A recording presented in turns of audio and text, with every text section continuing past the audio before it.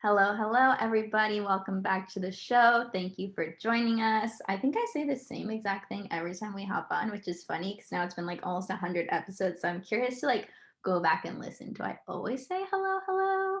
Do I say, hey, what's up? Like, Lindsay, what We do I should just say? start it once and say, "What's up?" What's up? See how What's people up, receive. everybody? It's Kelsey and Lindsay, your homegirls, your spiritual self help advisor friends who are here to Sisters. bring you some awesomeness today. Today, we are revisiting the theme, the ever constant, ever evolving theme of self love and how we can practice more self love in our daily lives, how we can evolve through self love, some traits of people who love themselves, and how we can start to work towards those more. And the fact of the matter is, if you're listening to this show and investing time in your own well-being, you already love yourself. We're not saying, oh, you hate yourself, you suck, get on the self-love bandwagon. It's more of like, Oh my here's God. some more ways to practice and go deeper and evolve with it and enjoy it even more. Yeah, because some of us can relate to the idea, well, I like myself, but do I love myself completely? And that's what we're going to kind of dive Well, into let's today. talk about that because I want to Yeah. make a distinction between the two. This is a great point. You don't have to like yourself in order to love yourself. So Hmm. naturally, in a rational mind, we think like is like level one and love is like level two. But it doesn't actually work like that in the self love realm because you can love yourself without liking yourself. Okay, so what is an example of what do you mean? Yes, I'll give you Because an do you example mean because like this is your confusing. physical self? Like I love myself, but I don't like how I look? Is that what you're saying? I mean, it could manifest in that way. So if we want to use that example, it could be like, I love my stretch marks because they represent like this, they helped me to birth this child, but I don't like looking at them. You know, does that make sense? Like you can still love them for the value that they gave you and the reason that they're there, but you don't have to be like excited about it per se. Or a better Oh, example interesting. is like, okay, so for me, one of my biggest aspects is like my anxious part, right? So, of course, I don't like that I have an anxious part. I don't like worrying. I don't like being anxious, but I love my anxiety because it is trying to protect me, it's trying to warn me. It developed from just being Yeah. like someone who really cares a lot. It means that I'm a person who cares about my life. Um, so, for the truth of my anxiety, I love it and I accept it and I take it in as a part of myself, but that doesn't mean that I have to love that I have anxiety or that I have to like it. Does that Okay. make sense? So let me feed it. Let me just take it back to you and you can tell me if I'm saying it the way that you're meaning it. So Okay. I feel like what you're saying is you can love yourself as a whole, but you don't have to like every single aspect about yourself to love yourself as a whole. Because the Yeah. anxiety is just an aspect. Yeah. It's And not you don't you. have to always like yourself. Like, I feel like you're going to feel different about yourself on different days, but that doesn't mean that you don't love yourself.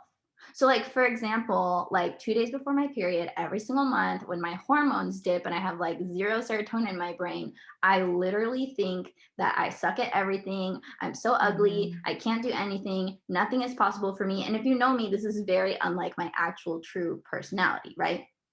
For a whole day I go into this dip and I don't like that I do that, but I love myself for being a woman and holding space for myself going through that experience and just recognizing that this is just my hormonal influx and this isn't actually my truth and I'm just going to ride it out. So does that make So sense? In you're that just moment yeah. I'm loving myself, but I don't like that So about you're myself. talking about moments, you're talking about pieces, you're talking about aspects. Right.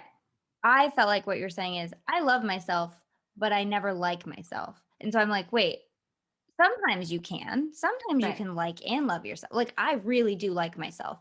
I always like myself. But it's opposite for me because sometimes I'm like, but how much do I really love myself all the time?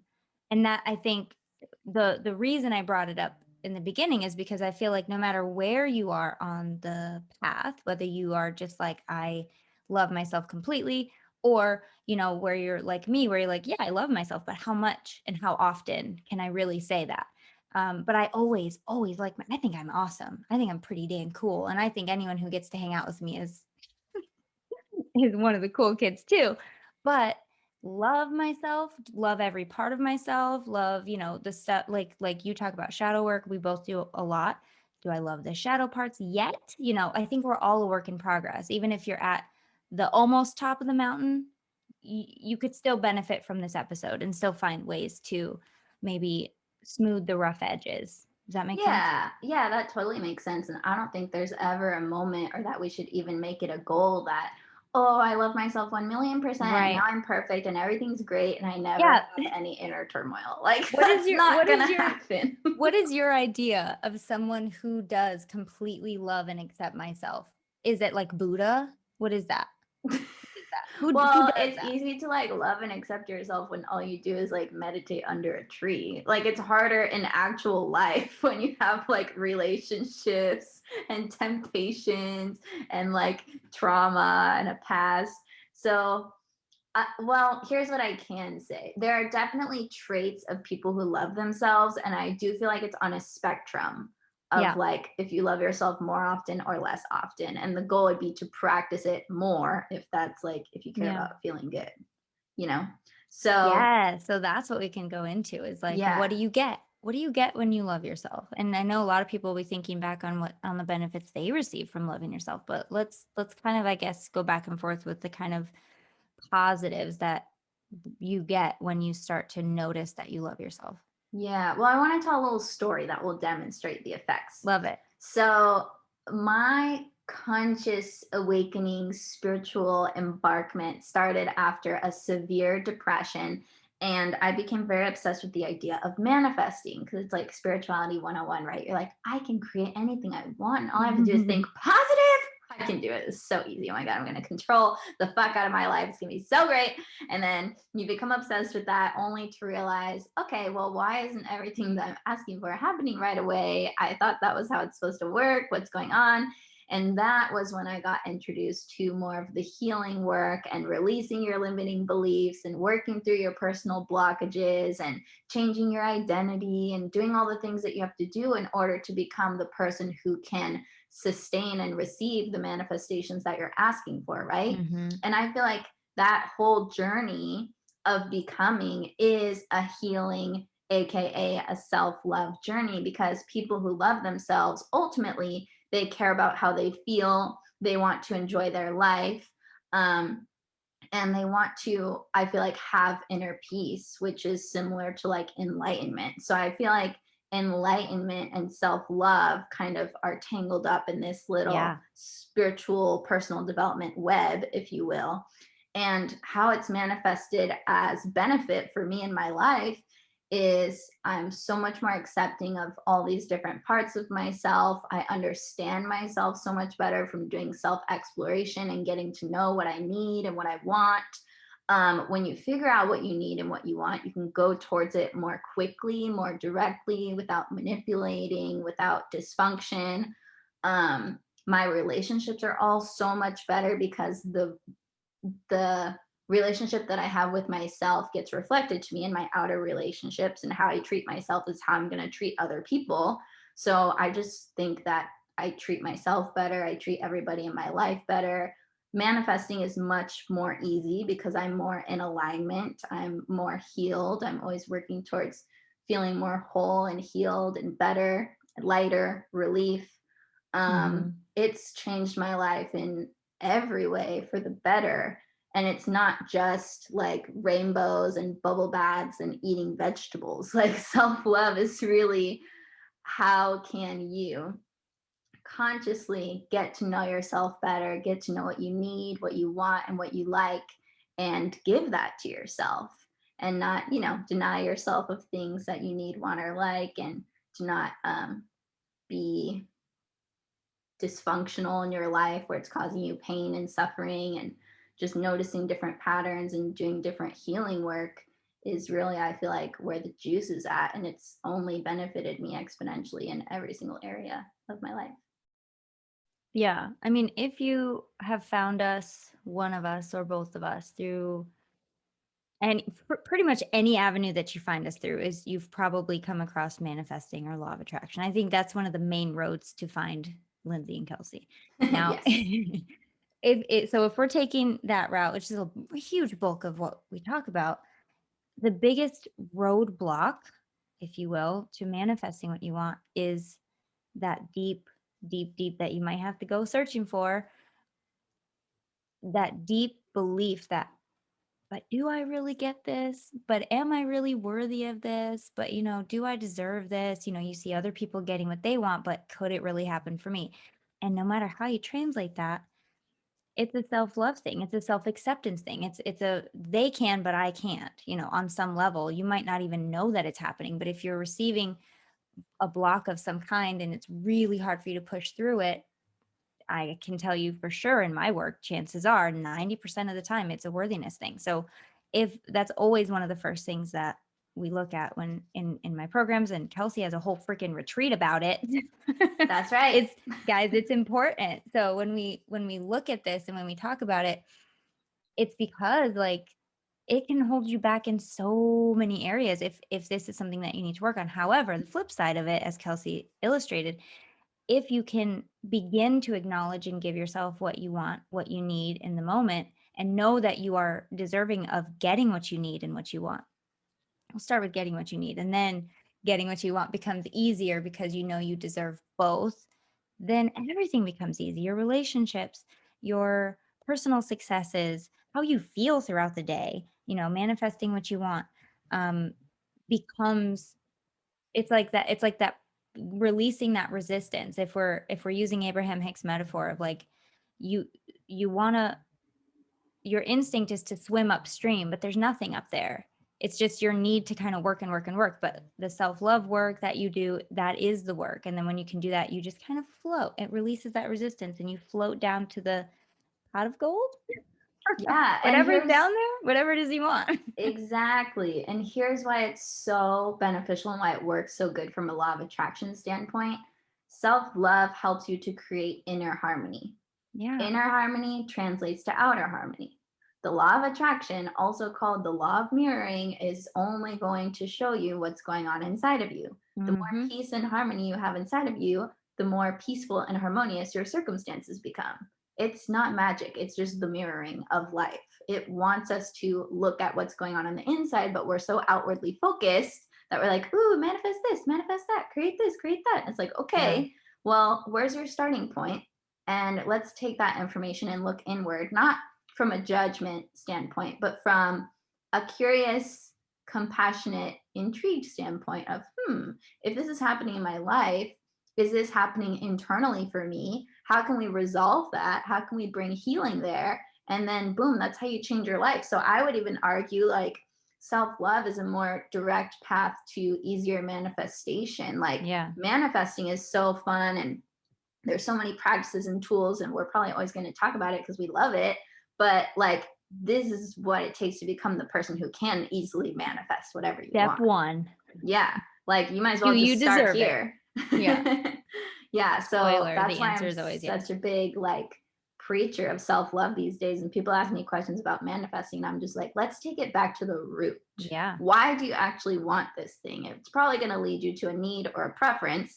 And when you can know that about yourself, know why you've come to need that, know who you are, how you are, what makes you feel better, what makes you feel loved, then it's so easy to create that harmony and healing, and your life just up levels naturally without you having to try and control it through AKA manifesting every single detail of every single thing. Yeah. And we always talk about, you're not really ever trying to manifest a thing. You are almost always trying to manifest a feeling that you're going to get from that thing, and trying to find, we also talk about finding ways in your life now that you can manifest that or feel it on some level. Where in your life do you already have this to some extent? Finding out where that is and living in that vibration of whatever that feeling is a practice of self-love. And that's a great way to practice it. Find where you can get it now and just do it and feel it and accept it, and know that by doing this, you are practicing self-love and giving yourself what it is you need. And that way you feel it now. The universe says, oh, they like this feeling. Okay, let's bring more of that to them, rather than constantly chasing and chasing and chasing and, always chasing forever. Yeah, that's not sustainable or fun. No, definitely not fun. Yeah, because you can definitely, I think, on the manifesting journey, kid yourself that, oh, I'm creating, but really what you're doing is chasing. You say that you're creating, but actually you're just coming from a sponsoring energy of like, I need Hey, and this. let's be clear, Kelsey and I are speaking from lots of experience in this area. Oh, yeah, for sure. For sure. So I want to talk about some traits of people who love themselves, because we almost were about to touch on it, but then we kind of went into some other stuff. Um, and Lindsay, I want to get your 2 cents too of like, when you see certain people, how can you know that they love themselves? And some like signs that I've noticed in my career doing this work and just in my daily life is that the number one thing that separates someone who loves themselves from someone who doesn't is that people who love themselves first and foremost just really care about how they feel. They Yeah. really tend to their feelings, their needs, their desires. They go for what they want. They follow their joy. They move towards relief. They are kind to themselves, compassionate to themselves, understanding of themselves. They are constantly getting to know themselves because the better you know yourself, the better your life can be. Um, they are really good to other people, kids and animals, because, like I said, your relationships are going to be reflected, and you can only love other people like to the degree that you love yourself. And those are some of my big ones. What do you have so far? So, as you said, it is a spectrum, and I will say, I don't know how to say this in the right way that's not going to offend someone. So I'm just going to say it. A Well, lot of you can, people it's 2021. You're going to offend somebody, okay? if you are offended, I'm very sorry, but what are you going to do? So listen, I have noticed a theme in a lot of my clients that come to me. I'll notice that one of the biggest giveaways for me making a mental note of like, maybe we should work on some worthiness or self-love is how as it's so funny because you're like how nice they are to kids and animals. Yes, perfect. But also to me, a sign that they maybe need to work on some worthiness is if they go over and beyond and say yes when they want to say no, so yes, being kind and loving others, yes, of course.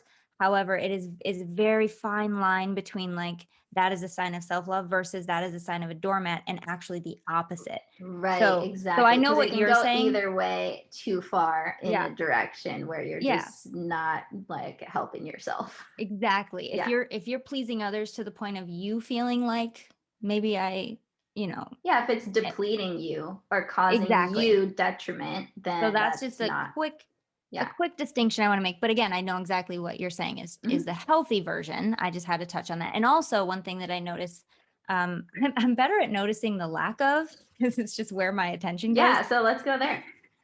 People who So, don't love themselves, or XYZ, I would say maybe needs or love maybe themselves less or could right. use a little more self love. Could use a little support in that area. Hmm. Would be just the very subtle ways of how they talk about themselves. Because it is literally my job to hear you talk about yourself. And in doing it so long, I mean, I can't help it at this point. I'll notice things they say and I'm like, I gotta stop you. And I have to stop them. Like I can't even let them continue the sentence because that's when we want to start rewiring it and thinking about it. So certain things some of them very obvious and some of them maybe not so obvious where, they could say like I'm really bad at blah blah blah. And just, what are you good at though? Cuz like if I'm really bad at keeping a schedule, you're really good at not keeping a schedule. Like that's just a quick way to say it. So anytime you start a sentence with I hate, I'm bad at, or I suck at, um, is a really big giveaway because that's not conscious. That's complete subconscious. And if it's done so much to get into subconscious, it probably means that it's been festering for a while. And even things that seem lighthearted can turn into unknowingly these huge things that now I have to work on because it's kind of manifesting in all areas of my life. You know what I'm saying? Hmm. So self-talk for me is a big one. Self-talk is a big one. And then the first one I said, which one? What did I say? I don't know, because I was thinking of something that I was gonna say next Oh to add to man. your Well, it was point. good. Whatever. The just going above and beyond, maybe Oh, too much for overextending people. yourself. Yeah. Overextending, probably spreading yourself too thin and spending your energy where you maybe shouldn't. And then the self-talk. That's how I notice. And I'll also notice on the flip side, if somebody comes to me and they have really good self-talk, um, usually I'm like, what are you here for? Because it's the bulk of people that come to me usually need to work on worthiness and self-love to some extent. But I definitely give them I make sure they know that their self-talk is very, very healthy, because it's not common, is it, for us to come across people in day-to-day life that have really good self-talk and really good thoughts about themselves. It's just not as common as I like it to be. Well, yeah, because we learn it from our parents and our grandparents and our teachers and our friends, and like it, however people talk to you is how you're gonna learn to talk to yourself. So were Or people raising yeah, you up or not? You know? right. And the biggest offender, I think, that seems innocent but is a villain, okay, is the belief that talking about your achievements is bragging. Like I cannot say, I can't handle it. I can't deal. It's so infuriating. Where it sounds like, growing up, well, don't brag about yourself. Yeah, I'm They with you have on no that. idea what they're doing to people when they say things seemingly innocent. Like, I think if you're sitting here thinking humility that is talking, like so overrated. so overrated, and it's such a lie. And we've talked about this before, Kelsey. The only reason people tell you not to brag is because you might make someone else feel a certain type of way about something you worked hard to accomplish. Like, what? Right. I would say in a dysfunctional way, people are going to receive your accolades and your success and your confidence as a threat to their own, Right. or meaning that there's less success for them to have, which is just a lack mentality that's not true. And best case scenario, you speaking your truth and recognizing your brilliance and speaking about your own greatness is going to inspire others. Like, oh, look at what she did. Maybe Yeah. I can do that too. Or look at how much she owns her worth. Like, I want to do that too. So it's either going to inspire or like piss off people, but it's not your job to regulate other people's feelings. Exactly. Now, Codependent people out there. exactly. Well, right. And the reason that I bring it up is because I also want to be like, I think it's obvious. I don't think I need to say this, but I probably do. Now, I don't want people going around being like, guess what I did? What have you done? Like, that's so stupid. Like, don't do that, Well, because obviously. conceit is when you say whatever about yourself with the sponsoring energy of, I'm and better that than you. makes me better than you. Yeah. But Yeah. if you Yeah. take away that, and that makes me better than you, and it's just, and that makes me awesome, has nothing to do with anybody else, it's just you, then that's a completely different thing. That's not And that is conceit. what we're advocating for. Like, I would never advocate for, and I teach this to my kids too. Like, should you talk about your accomplishments? Absolutely. Should you expect support? Maybe not, but you still get to talk about it. You should never, ever, ever assume that you're better than anyone because of anything you accomplish. You should just use it as an invitation, maybe, to allow others to do the same thing. We talk about, giving that permission slip to do whatever the hell you want. And that's all we're about on the show and in our lives, is you get to do what you want and you get to be proud of what you do. You just don't get to use it as ammo to make someone else feel bad. If they do feel bad, it's not your fault necessarily, unless you're doing it on purpose. But I don't think anyone listening to us would be doing it on purpose. And people that are worried about bragging are the same people that would never, ever, ever use their accomplishments to put someone down on purpose. So it's like, it's just such a backwards belief, and it just drives me nuts to no end. I can't handle it. Yeah, like why are you like withholding your own light and shine from the world just to fit in? Like, no, I'm not playing that game. I was so over fitting in when I was in like sixth grade. Like, Well, middle school's hard, man. I think middle we school. all were trying to fit in with our braces and our acne and Oh my hormones and like gosh. having crushes on people and starting your period. That's like the worst time. Yeah, I was just over it. This is over it. I wasn't like antisocial, but I definitely just didn't subscribe to a certain group at all. And I had my friends, and I very much like did not want to be around people who didn't want to be around me. So I Yeah. was just like, I don't know. I was never goth. Like, I don't know. Who were you, goth in high school? Who were you in middle school and high school? Were I you was the popular everything. kid? I was popular, but I think I was also a little bit alternative. In high school, I had a red streak in my hair, but like on the underneath. Oh, snap. Mm-hmm.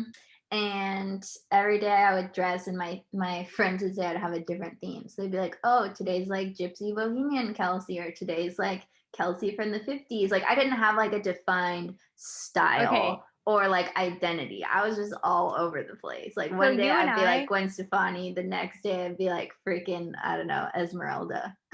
you and me are 10 years apart.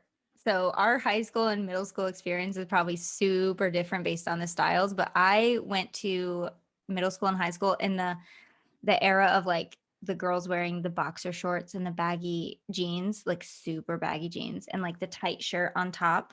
And so that's what I would wear. I had like the boxer line coming up above my jeans, and that was like cool. And like the super belly bell bottoms that dragged in the dirt. Come on, ladies. Some of you know what I'm talking about. You know, like muddy, ripped jeans on the bottom because you had to walk on them all day.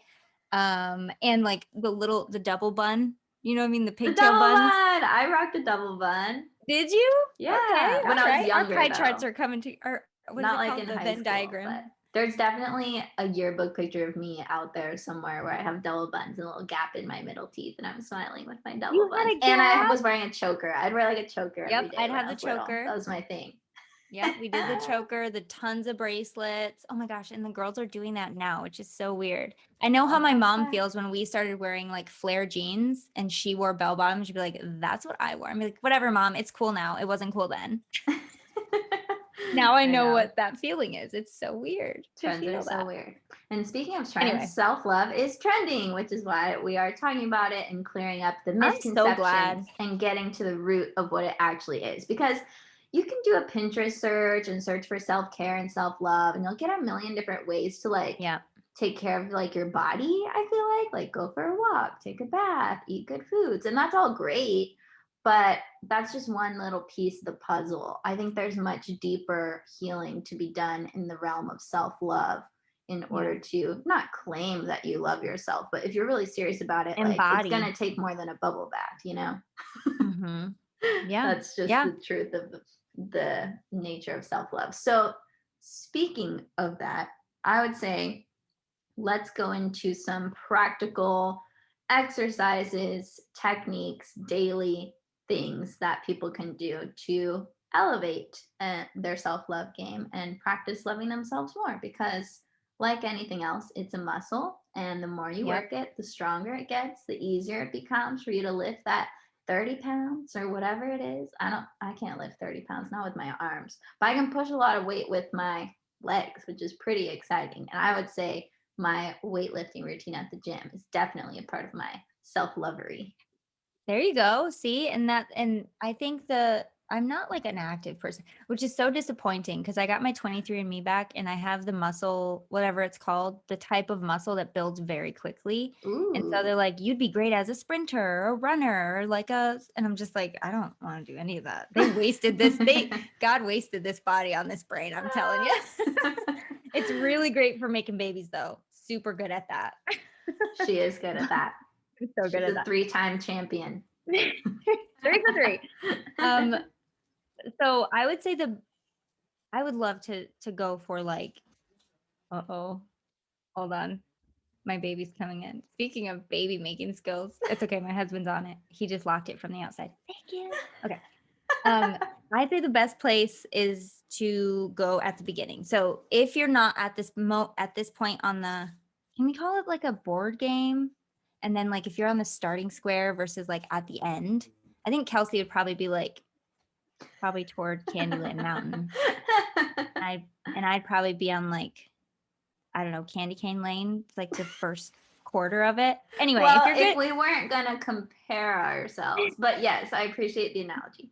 you've just been working at it so much longer, and I don't know that makes you farther progressed because again, it's Well, it so just makes me more intangible. practiced. More practice, and that's what reminded me. So that you were talking about how it's a muscle. Now, for a lot of us, we've been working out don't brag about your stuff and the self-deprecating. Well, I'm not really good at this. Like it's almost rewarded to talk that way about yourself, like because it makes other people feel better. Well, if you didn't So get rewarded doing it, you wouldn't yeah, keep doing it. There's exactly. always a payoff. No, totally. And so that muscle for us is probably a lot more seasoned, a lot more worked out, a lot bigger. Whereas the self love muscle, maybe it's okay to feel good about my stuff. Maybe it's okay to, talk nice about myself. That's probably not as, it's probably very weak. So to get started, the best place I have found for myself is to acknowledge how you're feeling and explore it, acknowledge it, honor it, and explore why. Because we always say this on the show, but every feeling, every thought, every belief you have is trying to send you a message. It's all coming from love. It's all coming from wanting to take care of you.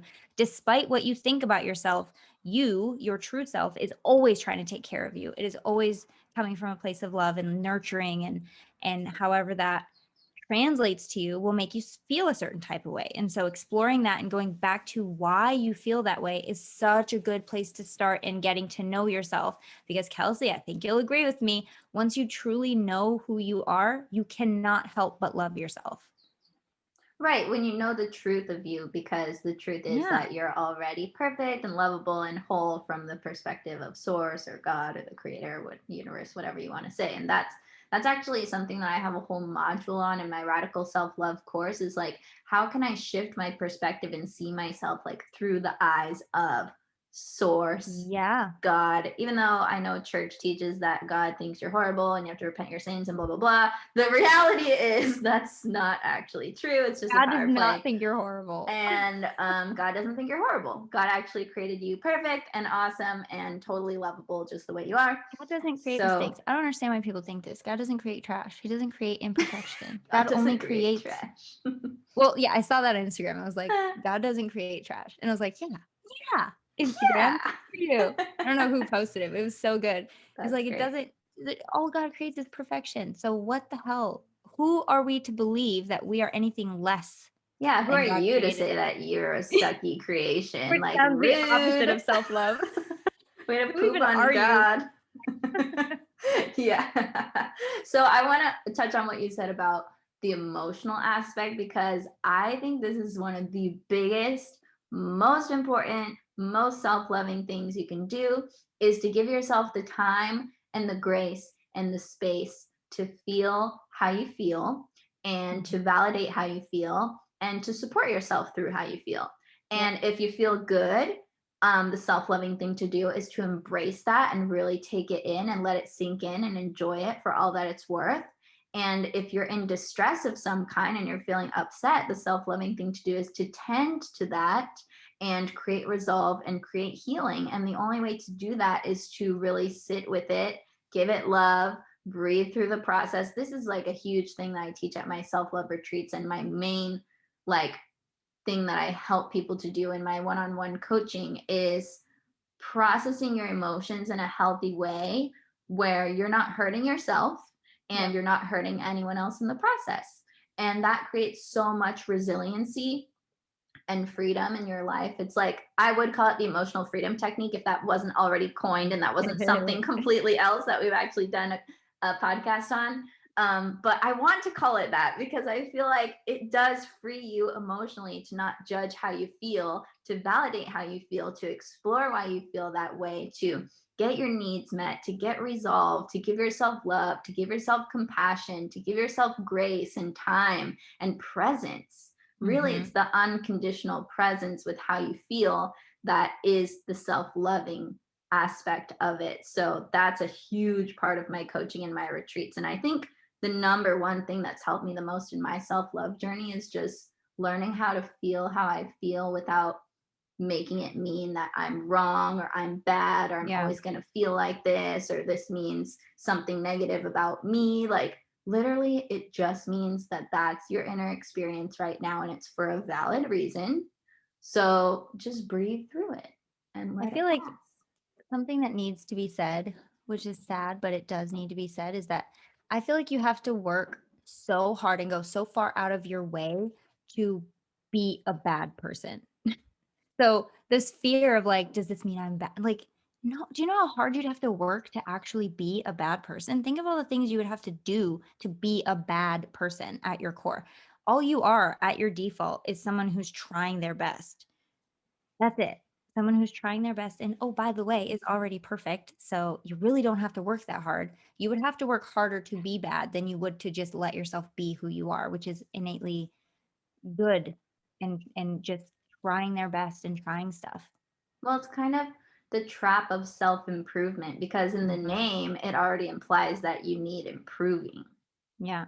That's why right? we like Which is kind of self-empowerment it's better. kind of fucked up. Yeah. So self-help is also kind of like not super empowering because it's like, oh, I Yeah. need help and only I can help myself. And I think there's some like shadow there too. But yeah, self-empowerment feels nice.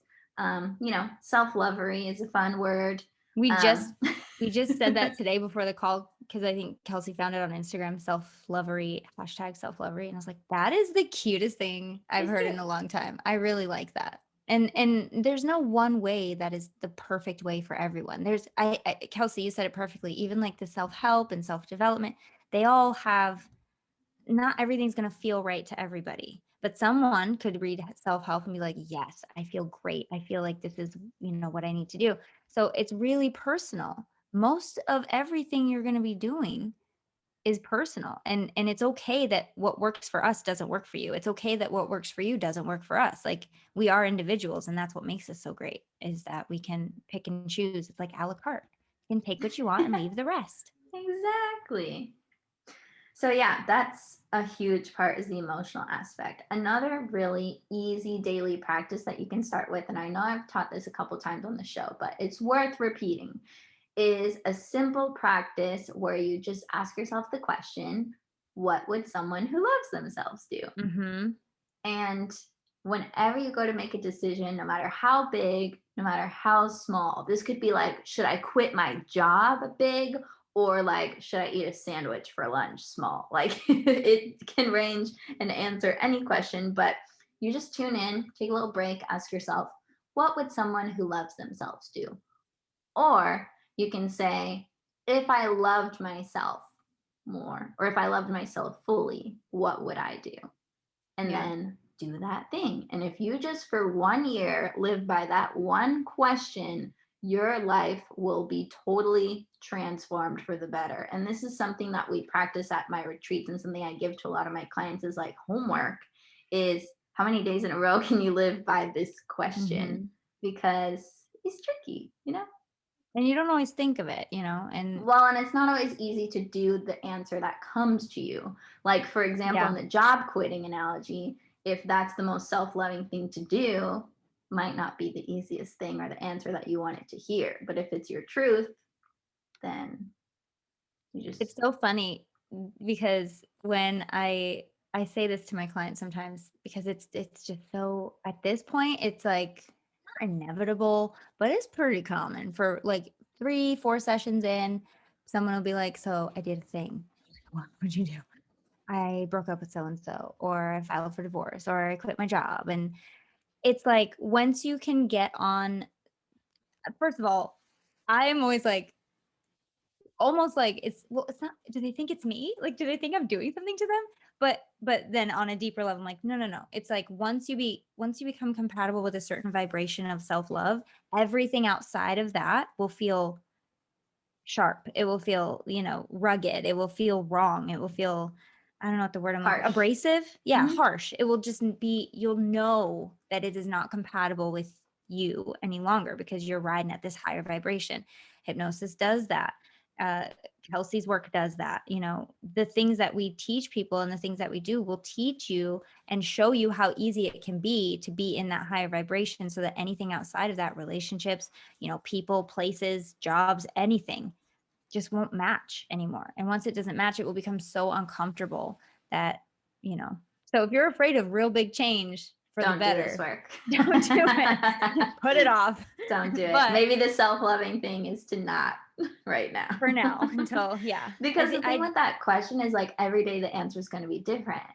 One day the self-loving thing for me to do might be to actually like indulge in some TV and rest and not expect myself to work.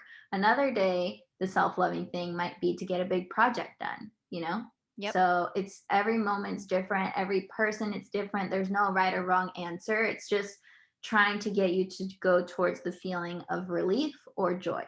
Relief Mhm. and joy are good maps to follow when you're on the self-love journey.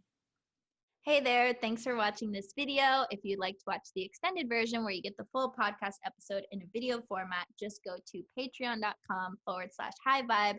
The link is in the description. That's where you can become a supporter of the show, listen to all the episodes via video format, and each week you get extended versions of the show, meaning you get to see the pregame behind the scenes, and also you get an extended interview with whoever we're guesting, or if it's me and Lindsay, we usually pull cards for you guys, fun stuff like that. So go check it out. There's lots of cool goodies, including a free copy of my book, a free audio hypnosis from Lindsay. She's a hypnotherapist. And yeah, we just want to give you all the goods, all the content. So head over to patreon.com/highvibe to become a Patreon.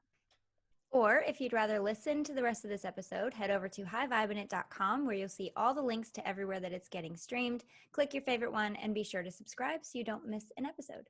Thanks for listening.